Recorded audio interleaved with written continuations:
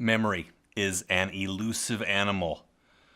I've talked earlier about how what we do is our identity. Like, oh, I'm this, I'm that. But I'm going to say a big part of our identity is also our memory, what we remember. And I got to be telling you, I have a faulty memory. I think that I'm getting this stuff down as I tell these stories. Like, oh, I got this down.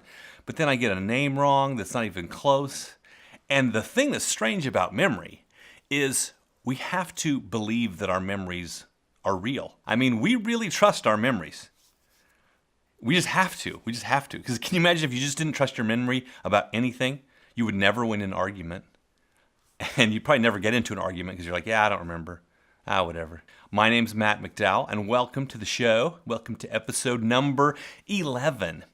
And the reason I bring this up is because the last episode I said that was the end of the high school jobs. And guess what?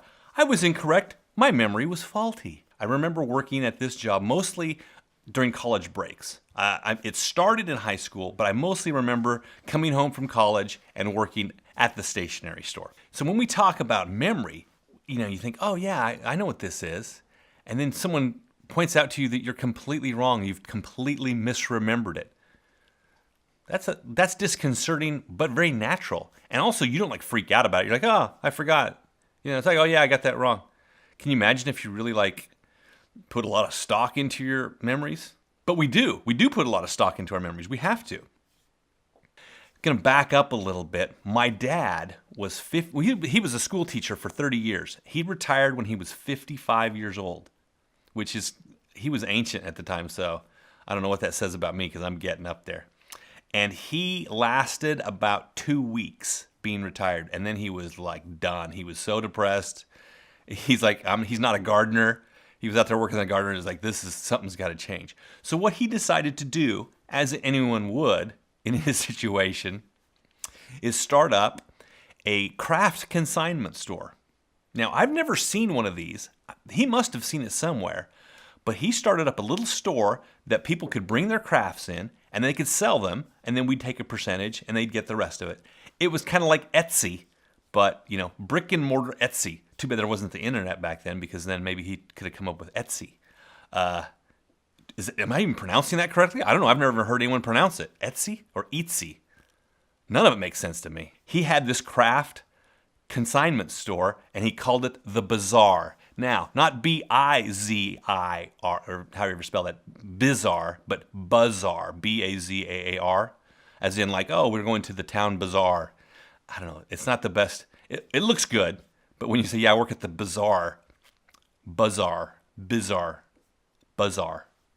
work at the Buzzer. And he came home and he said, okay, I figured it out. I have to make $12 a day to cover all my expenses and to stay open for business. It was crazy. The stuff that they sold there was weird. You could bring up basically anything.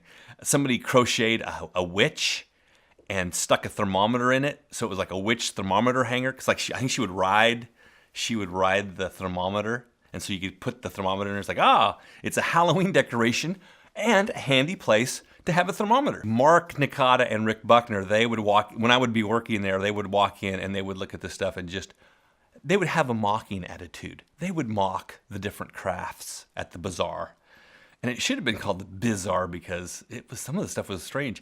And one that they really liked was someone had taken a piece of pine board and they painted it green, and then they cut out a picture of a bighorn sheep and glued it to the green board, and then just kind of shellacked it and put that up. It's let's see if anyone buys this. Well, guess what? Someone did buy it. Namely, Mark Nakata and Richard Buckner. They bought it, they cut it in half, and then they gave it to me for a high school graduation present. It's still funny to this day. I wish I still had it. I could show it to you. But I'm sure I got rid of a cut in half bighorn sheep. But that's the kind of stuff. It wasn't all that kind of stuff. There was some good crafts. There were some good things in there too, but there was some dicey stuff. So he's got the Bazaar. I worked there occasionally, just enough to get made fun of by my friends in high school. Next door to the Bazaar was the Gridley Stationery, an institution. It had been there my whole life. It had been there for a long time, 30 years, Gridley Stationery. And the woman wants to retire. And so she approaches my dad, who's right next door. He says, would you like to buy this business? And he's like, yeah, sure. This is a growing concern. This is absolutely perfect. It's right next to the Bazaar. And so he opens up Gridley Stationery and Bazaar. He knocks down walls between the two, so it's doubled in size. Now you can get your bighorn sheep or your crocheted witch hanger thing, and you can get business forms, and you can get paper. You can get all this stuff there. It was a pretty fantastic store. He sold our cabin that he built with his bare hands. I helped him. He sold that and bought the Gridley Stationery and Bazaar. The great thing about the Gridley Stationery was it came with Elda.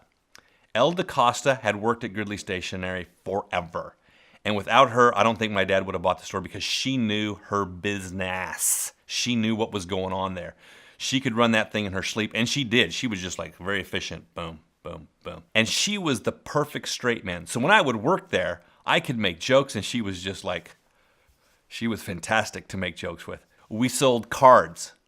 We sold greeting cards. Again, here I am stuck with greeting cards that I don't understand. In fact, someone comes up one time and they have all these cards down there. They put all these cards on my dad. I'm working with my dad, and they go. He rings it up and he goes, "That'll be $50." And they're like, they calmly hand over the $50 and walk out. And I look at my dad and I go, "They just paid $50 for a bunch of paper?" And he shakes his head. He goes, "I don't get it either." So here we are, two guys not understanding greeting cards, making bank selling greeting cards. We also sold art supplies. We sold the aforementioned business forms. Burroughs, they would make these business forms. They were like, receipt books, or if you needed some sort of contract, a rental agreement, we sold all that kind of stuff. We sold paper, 3-hole punch paper. We sold legal pads, legal paper, all sorts of notebooks, pens, pencils, all the fun stuff that you would find at a store that I'll name later on. We also sold china. My mom thought, this would be great. No one sells china in town, so we became a Noritake china dealer. We also had used books where you would come in and bring some used books in, and you could browse through these used books. It was called the Book Nook. It was in the back.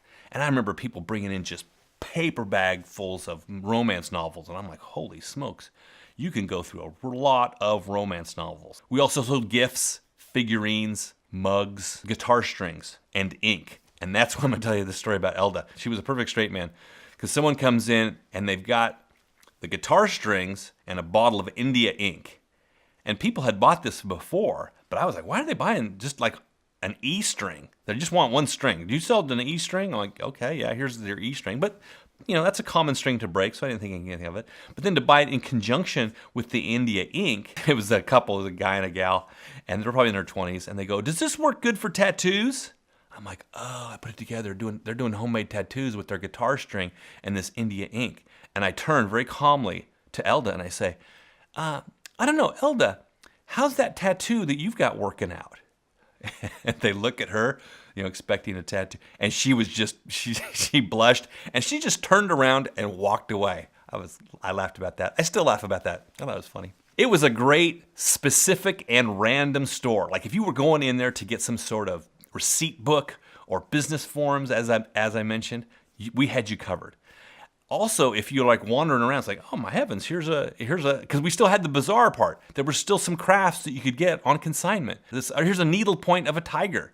You could get that. And so you'd come back to the office. It's like, hey, did you pick up the 3-hole bunch paper? Yeah, and I also got a needle point of a tiger. So we are set. Another thing that the Gridley Stationery and Bazaar had was my dad added a UPS service center there. So you could come in and you could drop off packages and we would send your packages via UPS. There was nothing like this in town. So it was pretty savvy of my dad to do that because there was the post office, and if if you didn't want to send it by the post office, you were out of luck. And we would charge $1 or $2, maybe $1.50 per package. I'd come home from college, it'd be Christmas break, and you'd get to see everyone in town. You get to see all these friends that would come in or their parents. And you'd see everyone because they'd come in and they would send these packages. And then you kind of felt like Santa Claus, or actually you felt like one of the elves. And sometimes we would have 200, 250 packages a day go through there. And then it was just like me and my dad. That's what we were doing all day long. We're just loading packages. It was great. A lot of fun. One of the downsides was they had Muzak on. Some sort of Muzak channel. I'm not a fan of the Muzak. And it's a pretty kind of old kind of store too. And Elda was older. I mean, she's probably my age, but when you're in high school, that's ancient. And everybody who kind of came in looking for crystal figurines, they were kind of older. So it lended itself to an older crowd. I'll just be honest with you. And they would have this song, here's the best part, you have a head start. if you are among the very young at heart, they would play that song constantly. It was great working with my parents. I can remember one time we're standing around, it's a lull in the retail business world, and we're trying to figure out how old my brother is, because he's 7 years older than me, and we're trying to figure out when his birthday is, what the year was. Like, is it this or is it this? And we're kind of confused, the three of us. And my mom says, well, let's see. I had a goal to have 6 kids before I was 30, so he would have been, and she figures it out. And I'm like, hold it, back up. Wait, what? You had a goal to have 6 kids before you were 30? And I look at my dad and I go, did you know about this? And he looks at me, he goes, you don't think this was my idea, do you? And we had a good laugh about that. Although, when you think about it, I was number 7.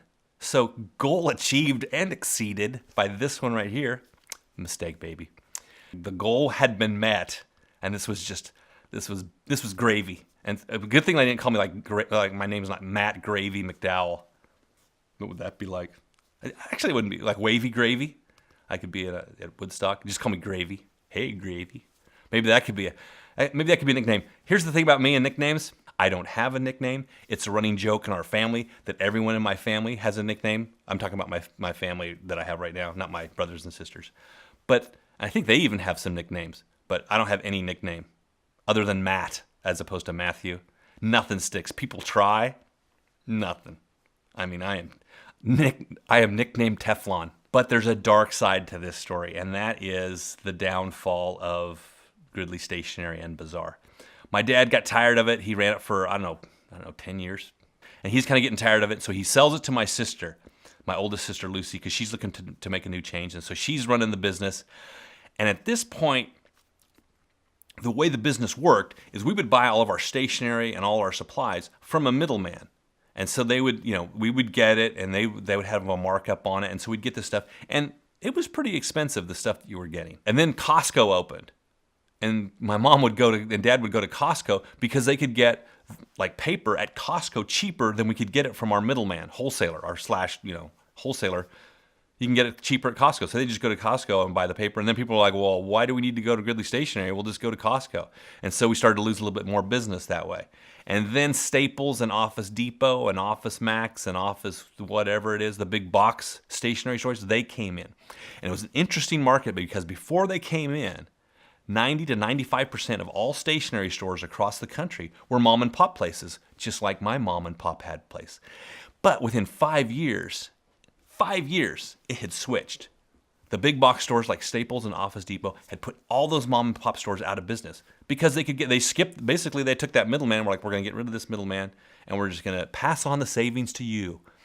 And so all the mom and pop places went out of business. But at this point, it was my sister's business, so my sister's place, Gridley Stationery and Bazaar, shut its doors. Everybody wants stuff cheaper. But I also kind of miss the Gridley Station, that randomness of it. You go in there for, a box of pencils and you come out with a China set. Or you go in there for some art supplies and you come out with a book, a romance novel. Staples, it's kind of fun, but it's not as fun as it was going to Gridley Stationery Store. And in fact, there's these Brads, they called Brads. There's this item called Brads.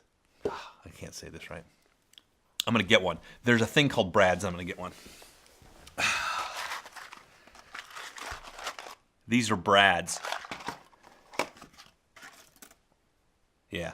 These are Brads, and you stick them in 3-hole punch paper, and if you're writing screenplays, you put them in there. And these, I am proud to say, are from Gridley Stationery. I'm sure ACO still makes them. But if you go to Staples, they don't sell ACO brand, they sell ACO brand. They sell Staples brand, which are crap. They're horrible. They're not very good. These are like strong. You could tie up a cow with them. You could brad a cow. One thing that was cool about Gridley Stationery is you could have an account there. So just give me an account, and you would just walk in and you'd pick up your Brads and you'd pick up a piece of china. I keep saying China. Some greeting cards, and you'd pick up a box of pencils, and you'd say, yeah, just put it on my account. And we're like, what's your name? And we'd look it up, and we'd just write it down, and you were on your way. And then once a month, you would just get this bill. Super nice. It's like old school, like going to the general store, and he gets the pen, writes You know, how they why would you do that with your pencil? Has anyone ever done that? Like, oh, I need to get a pencil. I need to get write on my pencil. Let me stick it on my tongue first. What did that do? You've seen people do that. I've never done it, and I like pencils. Well, this is a Sharpie, but I'm sure they're still around. Because again, probably there's 10% of the stores, stationery stores, are still knocking it out of the park, you know, with their very specific clientele. But I don't think they have used books, art supplies, china, and macrame witch hanger thermometer holders and bighorn sheep things. That's my job as a stationery store clerk. Kind of the last of the high school jobs. As far as I can remember, who knows? I mean, I say this stuff and I'm trying my best, but every time, you know, my sister calls me up, you got that guy's name wrong. I'm like, okay, sorry. Oh no, it was this. I'm on the spot here. I need a team. I need a team of researchers going, you know, no, just cut it. You got the name wrong. Instead, I just got a dog and a cat. Well, there's only just one dog up here right now. So tell your friends, subscribe if you haven't already. I really enjoy telling these stories. I'm having a blast here. That's it for today. See you next time. I hate that expression, see you next time. Oh, man. I need a better tagline. Until next time. What would be a good tagline? I'm open to suggestions. Au revoir. Bonjour. No, bonjour would be hello. You know, what did Walter Cronkite say? What did Walter Cronkite say? He had some sort of good night and God bless. Or was that Edward R. Murrow? What did Wavy Gravy say? If you're going to tag this off, is it good? Do you need to have a tagline?